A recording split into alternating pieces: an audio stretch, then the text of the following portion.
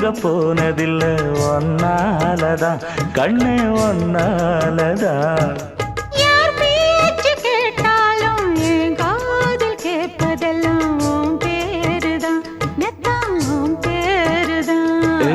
இத்தனை நினப்பு என் மேல இருந்தும் எட்டி போகலாமோ? கட்டுப்பாடு இருந்தும் கட்டிக்கு முன்னே ஒட்டிக்கொள்ளலாமோ? முத்தமிட்டா மோசம் என்ன உண்டாகும்? சத்தமிட்டா உன் நிலைமை என்னாகும்? புது வளையல அரைச்சு தொண்டையில தான் நினைச்சு மாமன் கிட்ட பேச போற மணிக்கணக்கா.